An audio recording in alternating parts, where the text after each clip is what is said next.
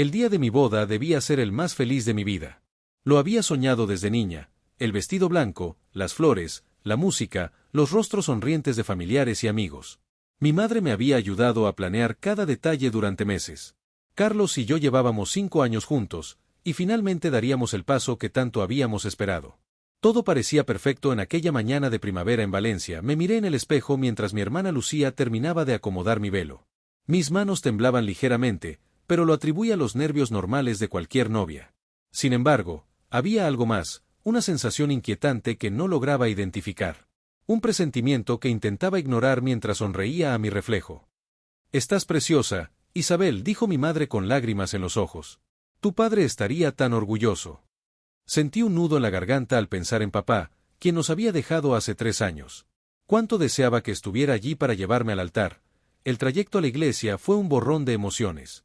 Mi tío Roberto, quien me llevaría del brazo, intentaba calmarme con anécdotas de su propia boda. Pero mi mente estaba en otro lugar, dividida entre la alegría y esa persistente inquietud que no me abandonaba. La iglesia de San Miguel lucía espectacular. Los bancos adornados con ramos de flores blancas y lazos dorados, la alfombra roja extendida hasta el altar donde aguardaba Carlos, apuesto en su traje negro. Nuestros 200 invitados se pusieron de pie cuando la marcha nupcial comenzó a sonar. Las puertas se abrieron de par en par. Era mi momento. Caminé con paso firme, sonriendo bajo el velo. Carlos me devolvió la sonrisa, pero había algo extraño en su mirada que no supe interpretar. A su lado, mi mejor amiga Sofía, quien sería nuestra testigo, parecía inusualmente tensa. Lo atribuí a la emoción del momento y continué avanzando. Cuando llegué al altar, Carlos tomó mi mano. Estaba fría, más fría de lo normal. El sacerdote comenzó la ceremonia con palabras sobre el amor y el compromiso que apenas registré. Mi corazón latía con fuerza, pero ya no sabía si era por emoción o por miedo. Todo cambió en el momento crucial. Si alguien conoce algún impedimento por el cual esta pareja no deba unirse en matrimonio, que hable ahora o calle para siempre. Siempre había pensado que esa frase era una mera formalidad, un vestigio de tradiciones antiguas. Nunca imaginé que en mi propia boda, esas palabras desatarían el caos. Se escuchó el chirrido de la puerta principal al abrirse. Todos los invitados giraron sus cabezas. Una mujer apareció en el umbral, visiblemente agitada, con un bebé en brazos. Al principio no la reconocí, pero cuando nuestras miradas se cruzaron, supe quién era: Elena, la exnovia de Carlos de la universidad, de quien él me había asegurado haberse separado años antes de conocerme. «Lo siento», gritó ella mientras avanzaba por el pasillo. «No puedo permitir que esto continúe basado en mentiras». Un murmullo recorrió la iglesia. Vi cómo el color abandonaba el rostro de Carlos. Sofía, a su lado, bajó la mirada hacia el suelo. «Carlos es el padre de mi hijo», continuó Elena con voz temblorosa pero decidida. «Ha estado viéndonos a escondidas durante los últimos 2 años. Me prometió que dejaría a su novia, que dejaría a Isabel». La iglesia quedó en absoluto silencio. Sentí como el mundo se detenía a mi alrededor. Las palabras de Elena resonaban en mi cabeza como campanas funerarias. Miré a Carlos buscando desesperadamente un atisbo de negación, cualquier señal de que aquello era un terrible malentendido, pero su silencio lo confirmaba todo. Sus ojos, antes llenos de aparente amor, ahora reflejaban solo culpa y vergüenza. Cuando finalmente habló, su voz apenas era audible. «Isabel, lo siento». Mi madre soltó un grito ahogado. Mi hermana corrió hacia mí, pero la detuve con un gesto. Una calma extraña me invadió, como si estuviera observando la escena desde fuera de mi cuerpo. «¿Sofía lo sabía?», pregunté con una voz que no reconocí como mía. La mirada evasiva de mi supuesta mejor amiga fue respuesta suficiente. El murmullo se convirtió en un clamor general. Algunos invitados se levantaron, indignados. Otros permanecieron paralizados por la conmoción. Yo seguía allí, inmóvil en mi vestido blanco, sintiendo como cada sueño, cada ilusión, cada plan de futuro se desmoronaba ante mis ojos. «Isabel». Carlos intentó tomar mi mano, pero la retiré como si su tacto quemara. Con una dignidad que no sabía que poseía, me quité el velo lentamente. Miré directamente a los ojos del hombre con quien había planeado compartir mi vida y dije: «No necesito escuchar más». Me di la vuelta y comencé a caminar hacia la salida, consciente de todas las miradas fijas en mí. No derramé ni una lágrima. No todavía. Cada paso que daba por aquel pasillo central, alejándome del altar, era un paso hacia un futuro totalmente distinto al que había imaginado esa mañana. Al llegar a las puertas de la iglesia, me detuve un momento. El sol de primavera me cegó momentáneamente. Respiré profundamente, dejando que el aire llenara mis pulmones. Fue entonces cuando noté que alguien estaba a mi lado. Alejandro, un viejo amigo de la universidad que había venido como invitado, me observaba con una mezcla de compasión y admiración. Déjame llevarte a casa, ofreció simplemente. No sabía que en ese momento, mientras mi vida planeada se hacía añicos, estaban haciendo algo nuevo. No sabía que aquella humillación pública, el dolor más profundo que había experimentado, sería el catalizador de un cambio asombroso en mi vida. No sabía que 5 años después de ese día, miraría atrás y reconocería ese momento como el principio de mi verdadera felicidad, porque a veces, cuando todo se derrumba, es cuando finalmente puedes ver con claridad. Y lo que yo no podía ver entonces, mientras caminaba fuera de aquella iglesia con la dignidad como único escudo, era que el destino tenía preparado para mí un futuro mucho más brillante del que jamás había imaginado. Pero esa es otra historia, una historia de redescubrimiento, transformación y un amor verdadero que nació de las cenizas de la peor humillación de mi vida. Alejandro condujo en silencio mientras yo miraba por la ventanilla, todavía aturdida por lo ocurrido. Las calles de Valencia pasaban ante mis ojos como un borrón de colores y formas sin sentido. Mi vestido de novia se arremolinaba incómodamente a mi alrededor en el asiento del copiloto. En algún momento durante el trayecto, me quité los zapatos de tacón que con tanto cuidado había elegido y los dejé caer al suelo del coche. ¿Quieres hablar o prefieres que solo conduzca?, preguntó Alejandro finalmente, rompiendo el silencio. Solo conduce, respondí con voz queda. Pero no a mi casa. No puedo enfrentarme a las llamadas, a las preguntas, a la lástima. Alejandro asintió comprensivamente. Conozco un lugar. Terminamos en una pequeña cafetería en el barrio del Carmen, lejos del salón donde debería haberse celebrado el banquete de bodas. Era un local discreto, con pocas mesas y una decoración sencilla pero acogedora. El dueño, un hombre mayor con expresión bonachona, alzó las cejas al verme entrar en vestido de novia, pero no hizo preguntas. Nos sentamos en una mesa del fondo, apartada de las ventanas. Antonio es amigo de mi padre, explicó Alejandro mientras el hombre nos traía 2 cafés que no habíamos pedido. Este lugar ha sido testigo de muchas historias, pero creo que es la primera vez que recibe a una novia fugitiva. Aquello me arrancó una sonrisa triste. No soy una fugitiva. Ni siquiera sé lo que soy ahora. El café estaba fuerte y caliente, justo lo que necesitaba para anclarme a la realidad. Mi teléfono no dejaba de vibrar en el pequeño bolso que mi hermana había insistido en que llevara por si acaso. No me atrevía a mirarlo. 2 años, murmuré después de un largo silencio. 2 años viéndose a mis espaldas. Y un hijo, tienen un hijo. La realidad de la situación me golpeó con toda su fuerza. ¿Cómo no me di cuenta? Tan ciega estaba. Alejandro extendió su mano sobre la mesa, pero no llegó a tocar la mía. Un gesto de apoyo sin invasión. Lo agradecí silenciosamente. El amor a veces nos ciega, dijo simplemente. No te culpes por confiar en alguien que no lo merecía. Me quedé mirando mi anillo de compromiso, un solitario de oro blanco que ahora me parecía tan falso como las promesas que lo acompañaron. Con un movimiento decidido, me lo quité y lo guardé en el bolso. Mi dedo quedó marcado con una pálida línea donde había estado el anillo durante el último año. Lo peor no es que me engañara, confesé mientras las primeras lágrimas finalmente encontraban su camino por mis mejillas. Lo peor es que Sofía lo sabía. Mi mejor amiga desde la universidad, mi confidente. La persona que me acompañó a elegir el vestido, que organizó mi despedida de soltera, que secó mis lágrimas cuando tenía dudas. Ella sabía que todo era una mentira y me dejó seguir adelante. Fue entonces cuando me derrumbé completamente. Los sollozos sacudían mi cuerpo mientras años de recuerdos se transformaban en mentiras ante mis ojos.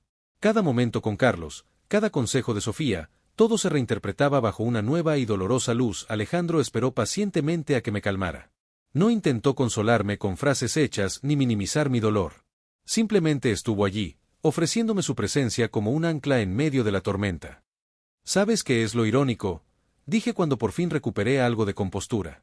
Hace 6 meses, cuando encontré aquel mensaje en su teléfono, Carlos me convenció de que no era nada. Que estaba malinterpretando las cosas. Incluso me hizo sentir culpable por desconfiar de él. Gaslighting, murmuró Alejandro. Es una forma de manipulación. Te hace dudar de tu propia percepción de la realidad. Le miré sorprendida. Alejandro y yo habíamos sido buenos amigos durante la carrera de Derecho, pero perdimos el contacto cuando él se marchó a Barcelona para un máster. Solo habíamos retomado cierta comunicación cuando le envié la invitación de boda, más por cortesía que esperando que realmente viniera. ¿Cómo sabes tanto sobre esto? Una sombra cruzó su rostro. Digamos que tengo experiencia en reconocer a manipuladores. Mi hermana estuvo en una relación así durante años. Cuando finalmente logró salir, me prometí aprender todo lo posible para ayudar a otras personas a identificar estas situaciones. Por primera vez desde que salí de la iglesia, sentí algo diferente al dolor y la humillación. Una chispa de curiosidad, de conexión humana real. No imaginaba que Mónica hubiera pasado por algo así. En la universidad parecía tan segura de sí misma. A veces las personas que parecen más fuertes son las que mejor esconden sus heridas, respondió Alejandro. Luego añadió, como tú ahora mismo, Isabel. La forma en que saliste de esa iglesia, con la cabeza alta, fue impresionante. Negué con la cabeza. No fue valentía. Fue shock. Aún no sé cómo voy a enfrentarme a todo esto mañana. A las explicaciones, a las miradas de lástima, a recoger mis cosas del piso que compartía con Carlos. En ese momento, mi teléfono vibró por enésima vez. Lo saqué con resignación, esperando ver el nombre de mi madre o mi hermana. Pero era un mensaje de un número desconocido. Lo abrí por puro reflejo. Isabel, soy Elena. Necesito hablar contigo. Hay cosas que debes saber. Cosas que Carlos nunca te contó sobre nosotros, sobre nuestro pasado. Por favor, dame una oportunidad de explicarte. Te lo debo. Sentí como la sangre abandonaba mi rostro. Alejandro me miró preocupado. ¿Estás bien? ¿Quién es? Le mostré el mensaje, incapaz de articular palabras. Él lo leyó rápidamente, frunciendo el ceño. No tienes que responderle si no quieres, dijo después de un momento. No le debes nada a nadie. Pero, ¿y si hay más? ¿Y si lo que pasó hoy es solo la punta del iceberg? Mi mente comenzaba a llenarse de preguntas, de posibilidades perturbadoras.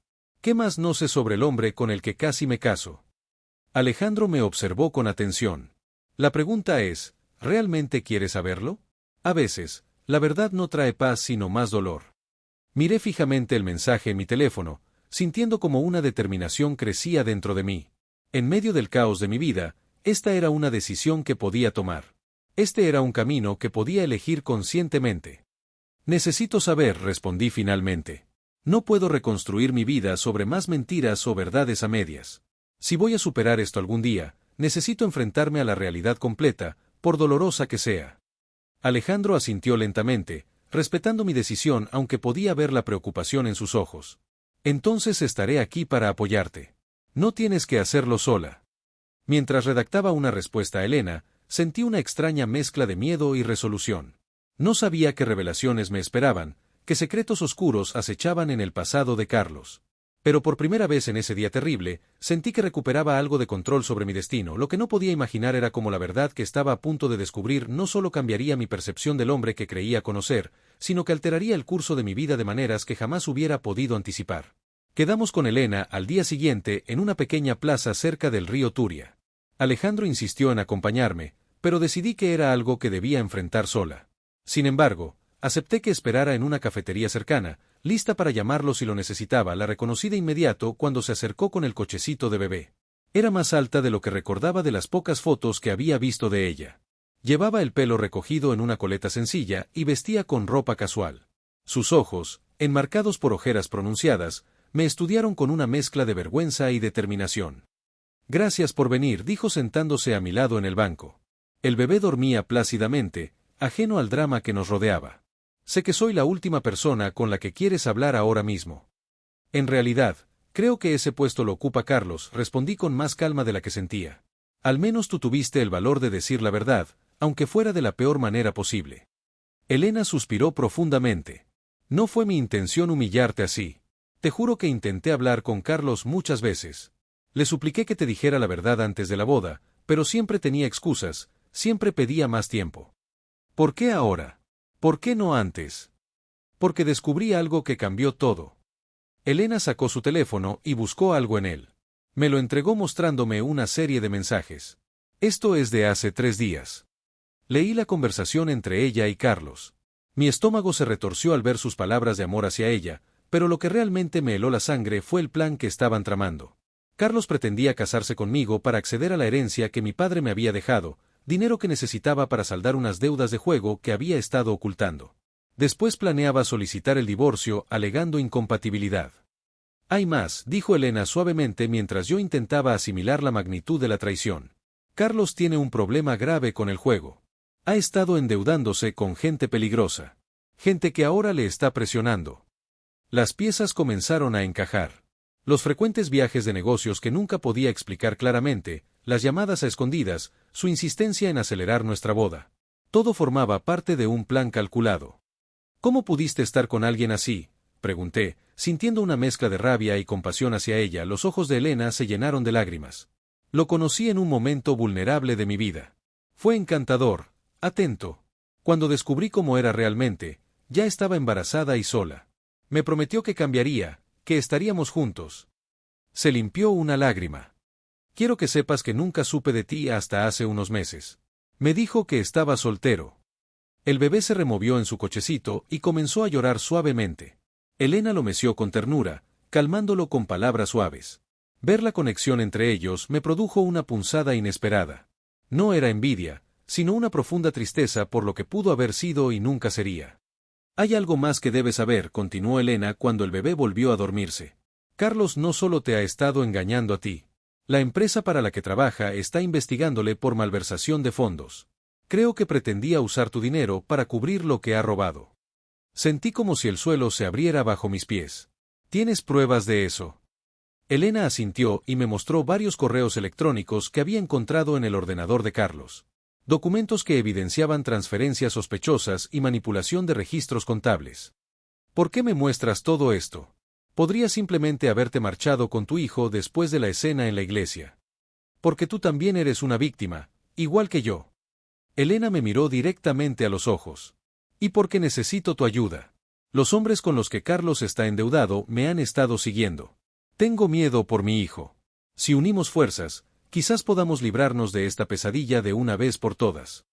En ese momento, mi teléfono vibró con un mensaje de Alejandro. ¿Todo bien? Llevas más tiempo del que dijiste. Mientras leía su mensaje, otro entró casi simultáneamente. Era de Sofía, mi supuesta mejor amiga. Isabel, por favor, necesito explicarte. No es lo que piensas. Estoy en peligro. Un escalofrío recorrió mi espalda. Antes de que pudiera responder a ninguno de los dos mensajes, Elena emitió un pequeño grito ahogado, mirando por encima de mi hombro. Es él, susurró con terror. Carlos está aquí. Me giré lentamente y le vi acercándose a grandes zancadas. Su rostro, normalmente apuesto y sereno, estaba contorsionado por la ira.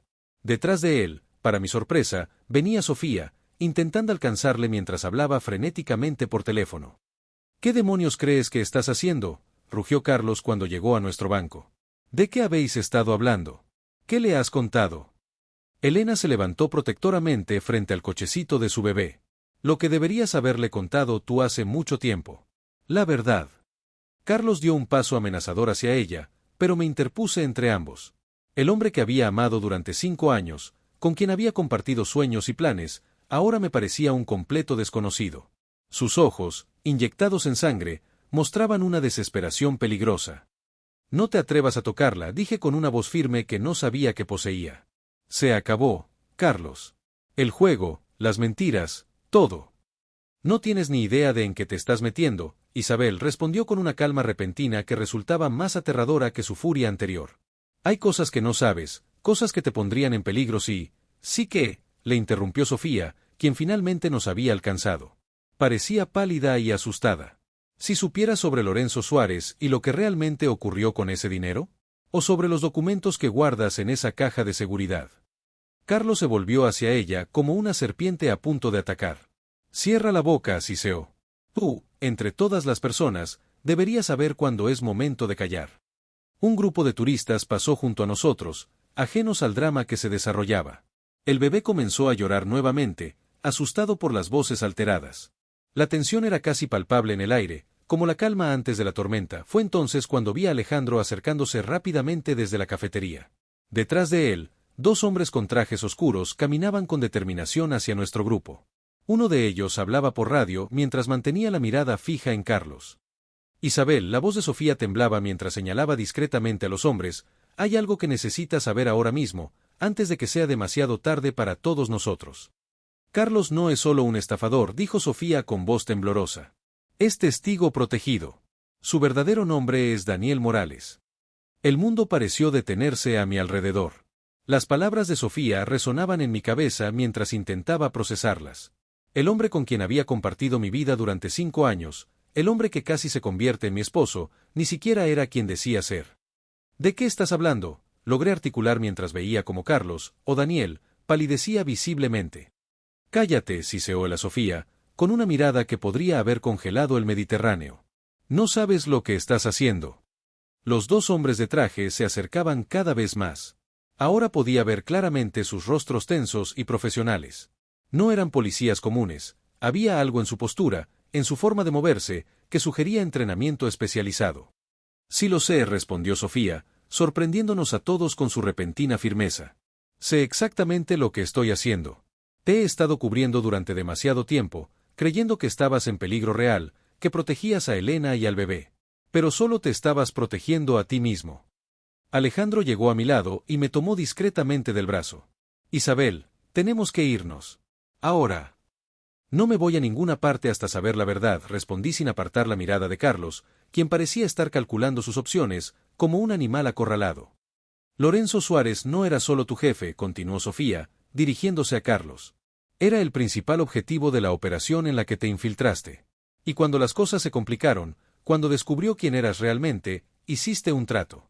Le entregaste información sobre otros testigos a cambio de tu seguridad. Elena soltó un jadeo de horror. ¿Vendiste a otras personas? Personas inocentes. Uno de los hombres de traje finalmente llegó hasta nosotros. Daniel Morales dijo con voz autoritaria, necesitamos que venga con nosotros inmediatamente. Carlos, Daniel, esbozó una sonrisa amarga. Parece que el juego ha terminado, murmuró. Luego, con un movimiento tan rápido que apenas pude registrarlo, sacó un pequeño objeto de su chaqueta. No era un arma como temí inicialmente, sino un pendrive. Esto contiene todo, dijo, sosteniendo el dispositivo en alto. Nombres, fechas, transacciones. Todo lo que Suárez ha hecho durante los últimos 10 años. Mi seguro de vida. El segundo agente dio un paso adelante. Entregue eso, señor Morales. Es evidencia en una investigación federal. La tensión en el aire era tan densa que casi podía cortarse con un cuchillo. El bebé lloraba desconsoladamente en su cochecito mientras Elena intentaba calmarlo sin éxito. Los transeúntes comenzaban a detenerse, atraídos por la escena. Isabel, Carlos se volvió hacia mí con una expresión que nunca le había visto antes, vulnerabilidad genuina. Lo siento. Nunca quise que terminaras involucrada en esto. Al principio solo eras parte de mi coartada, pero luego todo se complicó.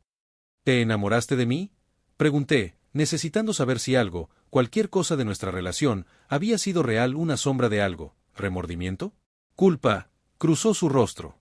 Enamorarme habría sido más peligroso que cualquier cosa que estaba enfrentando. Para ambos. Antes de que pudiera responder, se escuchó el chirrido de neumáticos. Un coche negro con vidrios polarizados frenó bruscamente junto a la plaza. La puerta trasera se abrió y una voz desde el interior gritó el nombre de Carlos. Los agentes reaccionaron inmediatamente, uno de ellos desenfundando su arma mientras el otro se comunicaba frenéticamente por radio. ¡Al suelo!, gritó Alejandro, empujándome hacia abajo justo cuando el sonido de un disparo rasgó el aire. La gente comenzó a gritar y correr en todas direcciones. En medio del caos, vi cómo Carlos arrojaba el pendrive hacia Elena, quien lo atrapó con manos temblorosas antes de cubrir protectoramente a su bebé. «Llévala contigo», le gritó Carlos a Alejandro, señalándome. «Sácala de aquí». Todo sucedió en cuestión de segundos. Alejandro me arrastraba lejos mientras los agentes respondían al fuego. Sofía corría hacia nosotros. Elena intentaba maniobrar el cochecito entre la multitud aterrorizada y Carlos. Carlos aprovechó la confusión para desaparecer. Mientras Alejandro me conducía a través de callejuelas estrechas, alejándonos del peligro, una realidad devastadora me golpeó, mi vida tranquila, mi carrera estable, mis planes cuidadosamente trazados, todo eso había quedado atrás para siempre. Me había convertido en parte de algo mucho más grande y peligroso de lo que jamás hubiera imaginado. ¿A dónde vamos?, pregunté sin aliento mientras seguíamos corriendo. A un lugar seguro, respondió Alejandro. Hay mucho que no sabes, Isabel. Y es hora de que lo descubra. Sus palabras, en lugar de tranquilizarme, enviaron un escalofrío por mi espalda. ¿Quién era realmente Alejandro? ¿Cómo sabía tanto? ¿Y qué papel jugaba yo en esta intrincada red de mentiras y peligros que parecía extenderse en todas direcciones? Una cosa estaba clara, la humillación en mi boda había sido solo el principio. Lo que vendría después cambiaría mi vida para siempre. Alejandro me llevó a un apartamento en las afueras de Valencia. Era un lugar sencillo pero funcional, con pocas ventanas y una puerta reforzada. Elena y Sofía nos alcanzaron media hora después con el bebé, todas nosotras aún temblando por lo ocurrido. Este es un piso franco, explicó Alejandro mientras cerraba todas las cortinas. Nadie sabe de su existencia excepto un pequeño grupo de agentes. ¿Agentes? Le miré fijamente, las piezas finalmente encajando. Tú también estás involucrado en esto. No viniste a mi boda por casualidad. Alejandro asintió lentamente. Soy parte de una unidad especial que ha estado tras la red de Lorenzo Suárez durante años. Carlos, o Daniel, como le conocimos, era uno de nuestros infiltrados más valiosos hasta que desapareció del radar hace 3 años. Cuando me conoció, murmuré, sintiendo como toda mi relación se recontextualizaba bajo esta nueva luz. Creemos que inicialmente te usó como cobertura, confirmó Alejandro con una suavidad que apenas mitigaba el golpe de sus palabras. Pero lo que no anticipó fue que Suárez descubriera su verdadera identidad. Para salvarse, hizo un trato con el diablo. Sofía, que había permanecido inusualmente callada, se acercó a nosotros. Yo trabajo para el departamento jurídico de la agencia, confesó. Me asignaron para vigilarte después de que Carlos desapareciera. Nuestra amistad comenzó como una misión, pero se volvió real para mí, Isabel. Por eso intenté advertirte sobre la boda, aunque de forma tan críptica que nunca entendiste mis señales. Las lágrimas ardían en mis ojos. ¿Toda mi vida ha sido una mentira? Todos a mi alrededor han estado actuando. No todos, respondió Elena, meciendo suavemente a su hijo. Carlos realmente tenía problemas con el juego. Esa parte era verdad. Los usaba para explicar sus desapariciones cuando en realidad estaba en operaciones encubiertas. El sonido de un teléfono nos sobresaltó a todos. Era un móvil prepago que Alejandro sacó de un cajón. Lo puso en altavoz. Lo tenemos, dijo una voz masculina.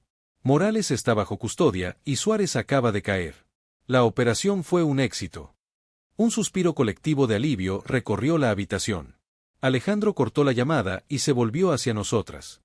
Se acabó. La evidencia en ese pendrive era todo lo que necesitábamos para desmantelar la organización completa. Elena sacó el pendrive de su bolsillo y lo miró con sorpresa. ¿Sabías que te lo iba a dar? Alejandro sonrió levemente. Carlos siempre fue impredecible, pero al final hizo lo correcto. Supongo que una parte de él quería redimirse. Me senté, sintiendo el peso de los últimos días finalmente aplastándome. ¿Y ahora qué? Vuelvo a mi vida como si nada hubiera pasado. Ahora estás a salvo, respondió Alejandro, sentándose a mi lado. Pero tu vida ha cambiado para siempre. Lo siento. Un mes después, me encontraba en la terraza de un pequeño café en Lisboa. Mi nuevo hogar, mi nueva identidad, mi nueva vida. Parte del programa de protección a testigos, aunque técnicamente yo nunca había sido un testigo. Simplemente había estado demasiado cerca del fuego. ¿Más café?, preguntó Alejandro, quien contra todo protocolo, había solicitado ser mi oficial de enlace. Por favor. Sonreí, sintiendo algo que no había experimentado en mucho tiempo. El juicio contra Lorenzo Suárez y sus cómplices había comenzado en Madrid. Carlos, sorprendentemente, había decidido testificar, asumiendo las consecuencias de sus acciones. Sofía estaba allí como parte del equipo legal, trabajando para asegurar que se hiciera justicia. ¿Algún arrepentimiento?, preguntó Alejandro, sirviendo el café humeante. Miré hacia el océano Atlántico que se extendía frente a nosotros. Muchos. Pero también mucha gratitud. Por primera vez en mi vida, no estoy siguiendo un guión. No estoy viviendo para cumplir expectativas. Alejandro cubrió mi mano con la suya. Un gesto simple que contenía promesas no pronunciadas. Mi teléfono vibró con un mensaje encriptado. Era de Elena, la única que sabía cómo contactarme. Había adjuntado una foto de su hijo. Ahora sonriente y creciendo rápidamente en su nuevo hogar en Barcelona, estaba a punto de responder cuando noté un sobre Manila en la mesa. ¿Qué es esto? Llegó esta mañana, respondió Alejandro. Pasó por todos los protocolos de seguridad. Con manos temblorosas, abrí el sobre. Dentro había una breve nota y un anillo. Mi antiguo anillo de compromiso. La nota, escrita con una caligrafía que conocía demasiado bien, decía simplemente, lo siento por todo. Algún día entenderás que algunas mentiras nacen del amor verdadero. Sé. Miré el anillo, luego a Alejandro, luego al horizonte infinito. La humillación del día de mi boda parecía ahora tan lejana, como si hubiera ocurrido en otra vida. En cierto modo, así había sido. ¿Estás bien?, preguntó Alejandro, preocupación genuina en sus ojos. Guardé la nota y dejé caer el anillo en mi bolso. Estoy más que bien, respondí con una sonrisa auténtica. Estoy renaciendo. Lo que no sabía entonces, mientras disfrutaba de ese momento de calma, era que el capítulo más extraordinario de mi historia apenas comenzaba. 2 años después, Lisboa se había convertido genuinamente en mi hogar. Mi nuevo trabajo como consultora legal para empresas internacionales me mantenía ocupada y satisfecha.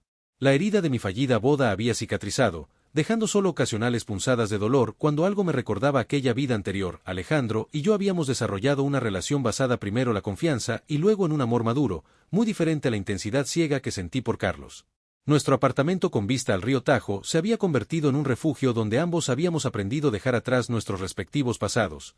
Aquella mañana de domingo, mientras desayunábamos en nuestra terraza, mi teléfono seguro vibró con un mensaje cifrado. Era inusual recibir comunicaciones por ese canal en fin de semana. Es la agencia, dijo Alejandro, tensándose visiblemente. Quieren vernos en la oficina local. Ahora. Durante el trayecto en coche, el silencio entre nosotros estaba cargado de preocupación. La agencia nunca contactaba así a menos que fuera algo grave. ¿Crees que tiene que ver con Suárez?, pregunté, refiriéndome al juicio que había concluido 6 meses atrás con su condena. No lo sé, respondió Alejandro, apretando el volante. Suárez tiene influencia incluso desde la cárcel. Quizás haya descubierto tu ubicación. En la oficina nos recibió Marina Duarte, la directora de operaciones para la península ibérica. Su rostro severo no auguraba buenas noticias. Tenemos un problema, anunció sin preámbulos. Carlos Mendoza ha escapado durante su traslado a otra prisión. Sentí como el color abandonaba mi rostro. ¿Escapado? ¿Cómo es posible? Ayuda interna, Espel. Ico Marina. Y hay más. Creemos que viene hacia aquí, hacia ti. ¿Por qué? El juicio terminó. Su testimonio fue crucial para condenar a Suárez. Marina deslizó una carpeta sobre la mesa. Porque lo que no sabíamos es que el pendrive contenía algo más que evidencia contra Suárez. Había un archivo encriptado con información sobre una cuenta en Suiza. 50 millones de euros. ¿Y cree que yo tengo acceso a esa cuenta?, pregunté, incrédula. No exactamente. Marina abrió la carpeta, revelando documentos con mi foto y un nombre que no reconocí. El dinero está a nombre de Laura Salgado, una identidad que Carlos creó hace años. Usó tu imagen, tu huella digital. En términos legales, ese dinero es tuyo, aunque nunca lo supieras. La revelación me golpeó como un puñetazo. ¿Me estás diciendo que durante todo este tiempo? Carlos te estaba preparando un plan de escape, completó Alejandro, entendiendo antes que yo. Si las cosas salían mal, tendrías los medios para desaparecer. O tal vez, intervino Marina, simplemente necesitaba una cara limpia para esconder el dinero. Alguien sin conexiones con su mundo. Mientras procesaba esta información, la puerta se abrió bruscamente. Un agente entró con urgencia. Lo tenemos en cámaras de seguridad. Está en la ciudad.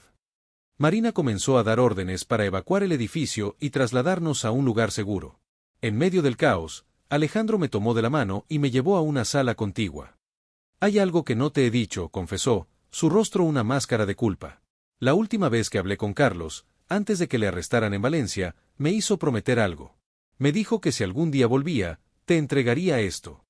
De su bolsillo sacó una pequeña llave dorada. ¿Una llave? ¿De qué? De una caja de seguridad en el Banco Nacional. La he guardado todos estos años, esperando que nunca tuviera que dártela. Tomé la llave con manos temblorosas. ¿Por qué no me lo dijiste? Porque mi deber era protegerte, no arrastrarte de nuevo a ese mundo. Sus ojos se humedecieron. Y porque temía perderte si sabías toda la verdad. Nos interrumpió el sonido de disparos en el pasillo. Las luces parpadearon y se apagaron, dejándonos en la penumbra roja de las luces de emergencia. Tenemos que salir de aquí, susurró Alejandro, desenfundando su arma. Cuando abrimos la puerta, el caos reinaba en el pasillo. Agentes corriendo, alarmas sonando. Y al final del corredor, una figura que reconocí inmediatamente. Carlos, nuestras miradas se cruzaron a través de la distancia. Por un momento, el tiempo pareció detenerse. Luego, sorprendentemente, sonrió y se llevó la mano al corazón en un gesto que solo yo entendería. ¡Al suelo!, gritó alguien, y el sonido de más disparos llenó el aire. Cuando todo terminó y el humo se disipó, Carlos había desaparecido nuevamente. Pero había dejado algo tras de sí, un rastro de sangre que llevaba hasta la salida trasera del edificio. ¿Está herido?, pregunté, sintiendo una preocupación que me sorprendió. No lo sabemos, respondió Marina. Pero lo encontraremos. Esa noche, en nuestro apartamento bajo vigilancia reforzada, miré la pequeña llave dorada que ahora descansaba en mi palma. La verdad final estaba a solo un paso de distancia, encerrada en una caja de seguridad. ¿Qué vas a hacer?, preguntó Alejandro, abrazándome por detrás mientras contemplábamos las luces de Lisboa. Cerré el puño alrededor de la llave y tomé mi decisión. Voy a enfrentar mi pasado. De una vez por todas.